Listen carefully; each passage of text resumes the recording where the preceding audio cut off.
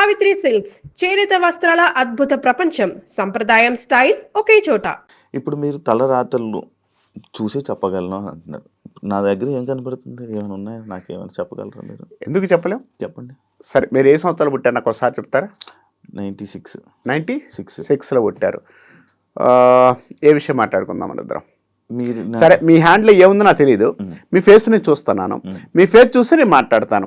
కొన్ని విషయాలు ఎందుకు మాట్లాడుతున్నాను అంటే అది సబ్జెక్టు కాబట్టి నిరూపణ చేయడానికి, అంటే నిరూపణ మీన్స్ నేను నిరూపణ చేయడానికి గొప్పవాడిని కాదు, బట్ ఆ సబ్జెక్ట్ మనం చెప్పుకోవడానికి ఒక నమ్మకం కలిగించడానికి. ఇప్పుడు మీరు జరగబోయేది చెప్తున్నారా లేకపోతే ఆల్రెడీ జరిగిపోయిందే చదువుతాం. జరగబోయేది ఎందుకు? జరగబోయేది రేపు ఎప్పుడో జరుగుతుంది. అప్పుడు నేను ఉంటాను, మీరు ఉంటారో, అది వేరే విషయం. ఈ రోజు ఏం జరుగుతుంది, రేపు ఏం జరిగింది, ఎల్లుండి ఏం జరుగుతుందో జ్యోతిశాస్త్రం చెప్తుంది. మీకు ఏ విషయం గురించి కావాలి? ఉద్యోగపర విషయాలు. ఏ సంవత్సరం పుట్టి అన్నారు మీరు? 96 నెలండి? మే 5th month. 2025 మార్చి తర్వాత మీ ప్రొఫెషన్ పరంగా మారిందండి, కొంత చేంజెస్ వచ్చింది. 2025 నవంబర్ తర్వాత నుంచి గ్రోతింగ్, name and fame and financial కొంచెం గ్రోతింగ్ వచ్చింది. 26 మే తర్వాత నుంచి బాగుంది. 26 మే నుంచి బాగుంది. ఇప్పుడు ఈ మే అయిపోతే బాగుంటుంది. బాగుంది. ఈ మధ్యలో నాకు బాగోదు. ఆల్రెడీ బాగాలేదని కాదు, ఇప్పుడు ఫైనాన్షియల్గా మీరు అనుకున్న గ్రోతింగ్ 26 మే తర్వాత ఉందండి అంటాను. ఇప్పుడు బాగాలేదని నేను ఎక్కడ మాట్లాడలేదు. అదే మీకు చేంజెస్ 25 మార్చి తర్వాత వస్తుంది. ఇది క్లియర్. 25 మార్చి తర్వాత వస్తుంది. మీకు 25 అక్టోబర్ నవంబర్ తర్వాత నుంచి పేరు ప్రతిష్టలు కొంచెం నేమ్ అండ్ ఫేమ్, అంటే అంత ముందు లేవని నేను అంటలేదండి. అక్కడి నుంచి వచ్చే పేరు ప్రతిష్టలు కొంత బెటర్మెంట్, ఫైనాన్షియల్గా మీరు అనుకున్నంత స్థానం కానీ మీరు అనుకున్నంత డెవలప్మెంట్ కానీ 26 మే తర్వాత బాగుందండి అంటాను. ఒకవేళ అప్పుడు నాకు అవ్వకపోతే మాట్లాడదాం. ఇప్పుడు రికార్డెడ్ ఉంది కదా, అదే మాట్లాడదాం. ప్లస్ ఇంకోటి కూడా మీరు అడిగారు కదా, ఇంకొక విషయాన్ని కూడా నేను చెప్తాను. 25 అక్టోబర్ నుంచి కొత్తగా ప్రొఫెషన్ కానీ ఏదన్నా సైడ్ ఏదన్నా చేద్దామని ఫీలింగ్ ఉన్నా 26 మే తర్వాత స్టార్ట్ అవుతుందండి. 26 మే తర్వాత స్టార్ట్ అవుతుంది. అవును. ఓకే, చూస్తాం. అండ్ ఇంకొకటి, మీరు తల రాతలను చూసి చెప్తాను. ఇప్పుడు మీ ఫేస్ చూసే చెప్పాను నేను. కళ్ళు మూసుకుని చెప్పారు, కళ్ళు మూసుకుని ఆలోచించారు. మీది నా కళ్ళకల్లా కనపడాలి కదా, నా కళ్ళల్లో కనపడాలి కదా. అంటే నేను నార్మల్గా ఇదేని కాదు, బేసిక్గా జనరల్గా జరిగే సిచ్యువేషన్. ఒక ఆస్ట్రాలజర్ దగ్గరికి వెళ్ళి ఒక జాతకం చెప్పి ఆయన దగ్గరికి వెళ్ళి నా జాతకం కానీ నా చేయి కానీ చూపిస్తే ఒకటి చెప్తారు. అంటే ఇంకొక జాతకం చెప్పి ఆయన దగ్గరికి వెళ్తే ఆయన కొంచెం డిఫరెంట్గా చెప్తారు. అంటే ఏంటి, ఎందుకు డిఫరెన్స్ వస్తుంది అలాగా? ఆయన మంచి, నేను ఇదే అంటారు, మీరు అదే అంటారు, ఇంకొకరు అదే అంటారు, కానీ ఒక్కొక్కరు ఒక్కొక్క డిఫరెంట్గా ఉంటుంది. అంటే మన రాత్రి ఒక్కొక్కరికి ఒక్కొక్కలా కనబడతాయా? ఎస్, మంచి మాట అండి. ఇప్పుడు నేను అడిగేది ఏంటంటే, ఇప్పుడు ఒక జాతకాన్ని తీసాం. ఒక జాతకాన్ని చెప్పేటప్పుడు నేను చూసే విధానం వేరుగా ఉంటుంది. ఇప్పుడు శివగారి జాతకం చూస్తున్నాను. శివగారి జాతకంలో ఎక్కడ ఏముంది అనేది క్లియర్గా తెలుసుకోవడానికి నాకు వచ్చిన అవగాహన, నాకు వచ్చిన సిచ్యువేషన్స్ వేరుగా ఉంటాయి. ఇప్పుడు మీ ఫేస్ చూస్తున్నాను. మీ ఫేస్ నేను ఎంతసేపు చూస్తాను? ఒక 20 minutes, ఒక 1 hour, 2 hours బాగా మన ఇద్దరు ఎదురు కూర్చుంటే ఈ 1 hour నేను చూసే విధానం వేరుగా ఉంటుంది. నేను చూసే విధానంలో మీ ఆర్థిక విషయాన్ని ఇందాక చెప్పాను. దాదాపు 12 భావాలంటే ఒక్కొక్కళ్ళు ఒక్కొక్క భావంలో వెళ్తుంటారు. ఒక్కొక్కళ్ళు పెళ్లి గురించి బాగా చెప్తుంటారు. ఒక్కొక్కళ్ళు వచ్చేసి వైవాహిషంలో నీకు ఎంతమంది లవర్స్ వస్తారు, సమ్మెక్స్ ఇలాంటి కొంతమంది చెప్తుంటారు. అంటే అవతల వ్యక్తి యొక్క అవగాహన బట్టి చెప్పేవాళ్ళు కొంతమంది ఉంటారు. నేనేమంటానంటే అవగాహనతో కాకుండా ఆ సబ్జెక్టుగా చూసుకోగలిగితే ఆ సబ్జెక్టుతో పాటు అందరు సబ్జెక్ట్ చదువుకుంటాం. ఈరోజు MA ఉంది, జ్యోతిష్యం ఉంది, ఒక సబ్జెక్ట్ ఉంది. ఈ సబ్జెక్ట్ అందరం చదువుతున్నాం. ఈ అందరు చదువుతున్నా కూడా కొంతమంది ఎందుకు సక్సెస్ అవుతున్నారంటే వాళ్ళు వాక్ శుద్ధి కూడా ఉండాలి. నేను చెప్పిన దానికి వాక్ శుద్ధి ఉండాలి. ఈ వాక్ శుద్ధి లేనప్పుడు మనం ఏం చెప్పినా వేస్ట్ కదా. ఇప్పుడు శాస్త్రంలో 9 గ్రహాలు ఉన్నాయి, 12 రాసులు ఉన్నాయి, 27 నక్షత్రాలు ఉన్నాయి. అది ఎవరు చెప్పినా మారవు. చూసే విధానం బట్టి మారుతుంది. ఈ విధానంలో ఎక్కడెక్కడ ఏం మారుతుంది ఏంటి అనేది చూసుకున్న తర్వాత మన జాతకంలో అక్కడ ఉన్న గ్రహస్థితులు బట్టి అక్కడ నువ్వు వచ్చిన టైం బట్టి అక్కడ నీ ఫేస్ బట్టి ఇక్కడ నేను దాదాపు 12 రకాలు చూస్తాను నేను. ఓకే, ఎందుకు ఎవ్రీథింగ్ మీరు చెప్పగలరు? చూసుకోవాలి. ఎవ్రీథింగ్ చెప్పొచ్చు. కానీ నేనేమంటానంటే ఈ 12 భావాలు చూడడానికి ఒక మనిషి క్యాలిక్యులేటర్ చాలా ఎక్కువగా ఉంటుంది. నేను ఆలోచించుకొని దాన్ని బట్టి నేను రిజల్ట్ ఇస్తుంటాను.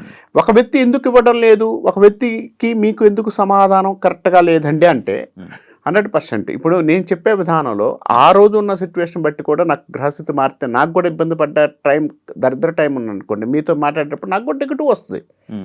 కానీ ఇక్కడ విషయం ఏంటంటే సబ్జెక్ట్ క్లియర్గా చదువుకొని ఆ సబ్జెక్ట్ చెప్పేటప్పుడు వాళ్ళ తన జాతకంలో ఏ పరిస్థితులు ఎలా ఉన్నాయి అంటే చూసుకునేటప్పుడు ఒక్కొక్కళ్ళు ఒక్కొక్క విధానం ఫాలో అవుతుంటారు.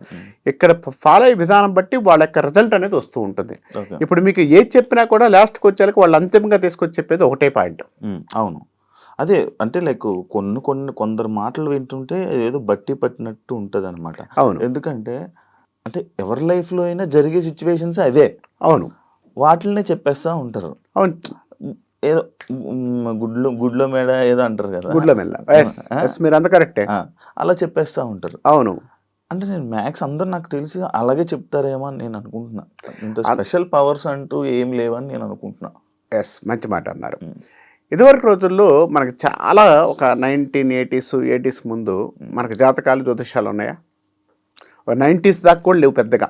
90 సంవత్సరం దాకా కూడా 90 సంవత్సరం దాకా కూడా లేవు. 90 సంవత్సరాల దాకా జాతకాలు చెప్పలేదా? జాతకాలు రాయలేదా? రాజులు ఉన్నప్పుడు జాతకాలు రాయలేదా? ఉన్నాయి కదా. దానికి సంబంధించినంత వరకు కూడా ఒక జ్యోతిష్యుడు కానీ ఒక పంచాంగకర్త కానీ అక్కడ కూర్చున్నప్పుడు ఒక రాజు వచ్చి అతన్ని పోషించేవాళ్ళు. రాజ్యానికి సంబంధించినంత వరకు పోషించి అన్ని చేసేవాళ్ళు. ఇప్పుడు మనిషి ఎలా అయ్యాడంటే, నీ దగ్గరకు నేను వస్తే నా అగ్గకి ఏమిస్తావు, నా దగ్గరకు నువ్వు వస్తే నీ దగ్గర ఏం తీసుకోగలుగుతాను ఆలోచన ఎప్పుడైతే మారిందో ఆటోమేటిక్ మనిషి యొక్క జీవితంలో అన్ని మారుతూ వెళ్తుంటాయి. ఇప్పుడు నేను మీ దగ్గర మీరు అన్నారు ఇందాక గట్టిగా చెప్తున్నారా, ఇదే చెబుతున్నారా, 4 పాయింట్లు 6 పాయింట్లు వచ్చేసి 6 పాయింట్లే చెబుతాం. దాదాపు 12 భావాలు ఉన్నాయి. 12 భావాల్లోనే కొత్తగా ఏం రావు. ఏ మనిషికైనా జైలుకి వెళ్తాడా, ఏ మనిషికైనా శత్రుభావం ఉందా, ఏ మనిషికైనా చనిపోతాడా, ఏ మనిషికి ఇవే ఉంటాయి. కొత్తగా ఎక్కడ ఎవరి జాతకంలో రాదు. కానీ జాతకంలో రాదు అన్నది దానికన్నా కూడా ఇక్కడ మనం చదివే విధానం అంటే ఇప్పుడు మీరు వచ్చిన తర్వాత అక్కడ కూర్చున్న తర్వాత జ్యోతిష్ శాస్త్ర ప్రకారం ఎక్కడ ఏముంది, ఆ భావాలకు ఉన్న సిచ్యువేషన్ ఏంటి, ఇవి చూసుకొని దానికి సమాధానంగా మనం చెప్తూ వెళితే అవతల వ్యక్తికి ఉపయోగపడే గ్రహాలు అంటే ఇప్పుడు బాగలేదు, ఇప్పుడు నేను ఎలా ఉన్నానంటే బాగలేదు, గాంభీర్యాలు బతుకుతాను, ఏమంటే మీకు బాగలేదు, మీకు ఇబ్బంది పడుతున్నాను, మీరు ఇబ్బంది పడుతున్నారంటే ఏడ ఇబ్బంది పడుతున్నారు అనేది మీరు చెప్పాలి. ఎందుకంటే మీ జాతకంలో కష్టం నష్టం అనేది మీకు తెలుసు, లాభం ఉందా లేదా అనేది నాకు తెలుసు. కష్ట నష్టాలు అనేది మీరు పడుతున్నప్పుడు ఆ కష్ట నష్టాలన్నీ నేను ఒక రకంగా చెప్తాను. అంటే మీకు జరగబోయే దానిలో బాగా ఉందండి అని. ఇప్పుడు బాగలేదు కాబట్టి బాగలేదని చెప్తుంటాను. బాగలేదని చెప్పడానికి ఇష్టపడకుండా నీకు ఎలా అవుతుంది, ఇలా అవుతుంది, ఈ కార్యక్రమం చేసుకుంటూ అవుతుంది అని చెప్తుంటాం మనం. అంటే ఒక్కొక్క విధానం ఒక్కొక్కళ్ళు వెళ్తుంటారు. ఇది ఎక్కడ ఎవరు మారుస్తారా అంటే మార్చడానికి ఎవరికి తరం కాదు. ఈ పూజ చేసుకుంటే మారుద్దని చెప్పడానికి తరం కాదు, ఇది తప్పు. గురుగారు మీరు లైక్ మెడలోనే అవి రుద్రాక్షలు వేసుకున్నారు కదా? అవునండి. అంటే స్వామిలు అంటే వేసుకోవాలా, గురూజీలు అంటే?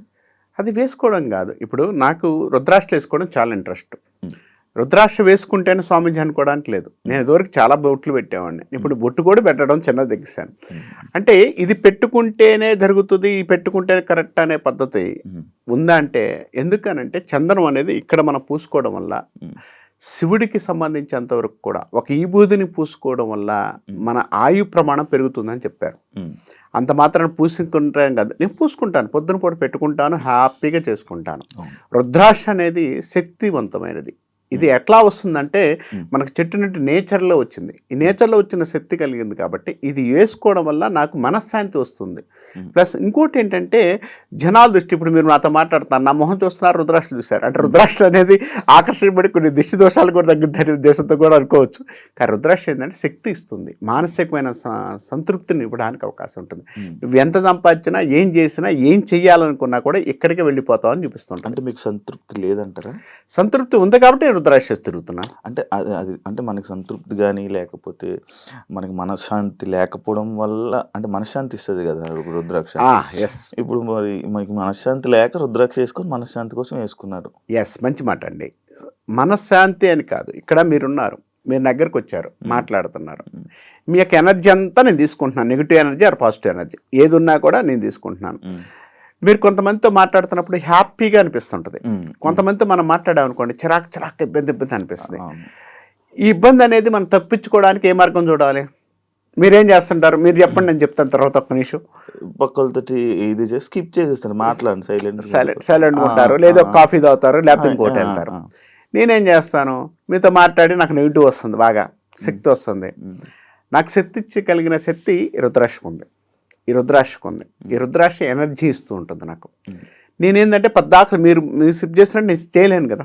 ఇప్పుడు ఏదో బాధలో వచ్చాడు, ఏదో నెగిటివ్లో ఒక అతను వచ్చాడు, అతను చెప్పే ఒక అర్ధ గంట కానీ 10 నిమిషాలు కానీ వినాలి.